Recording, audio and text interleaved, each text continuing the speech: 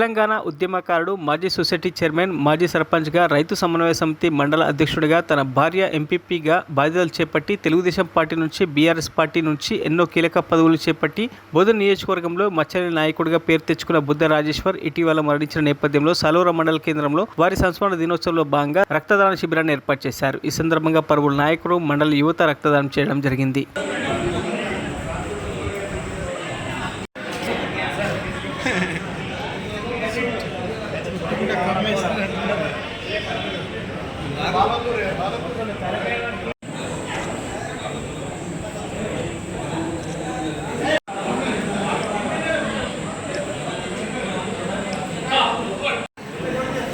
సాలూరా గ్రామం యొక్క ప్రజానాయకుడు అందరి వందనాలు పొంది ఈ సాలూరా గ్రామానికి అన్ని విధాలుగా అభివృద్ధిలో కృషి చేసిన మన ప్రియతమ నాయకుడు, అందరికీ ఆదర్శప్రాయుడు మన బుద్ధ రాజేశ్వర్ అన్న 15 రోజుల క్రితం అకాల మరణం చెందడం జరిగింది.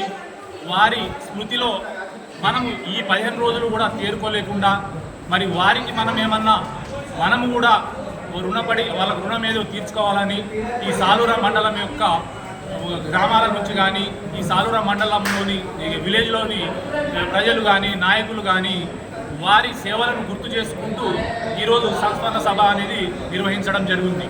అందులో భాగంగా ఈ సాలూరా గ్రామంలో ఈ యువకులైతేనేమి, పెద్ద మనుషులైతేనేమి ఆయనకు మనము ఇంకా ఏమి ఇచ్చిన రుణము తీర్చుకోలేము కాబట్టి ఆయన గుర్తులో ఈరోజు రక్తదాన శిబిరము ఈ 24వ తారీఖు నాడు బుద్ధ రాజేశ్వర్ గారు మరణించడం జరిగింది. ఆయన ఈ గ్రామానికి ఎంతో సేవ చేశాడు కాబట్టి ఊరు పబ్లిక్ యూత్ అందరు కలిసి ఆయన ఈరోజు 5వ తారీఖు నాడు మే 5వ తారీఖు రక్తదాన శిబిరం ఏర్పాటు చేయడం జరిగింది. ఆయన సంస్కరణ దినోత్సవం సందర్భంగా నేడు లయన్స్ క్లబ్ తరఫున రక్తదాన శిబిరం యూత్ కలిసి 150 మంది ఇక్కడ రక్తదానం ఇవ్వడానికి సిద్ధంగా ఉన్నారు.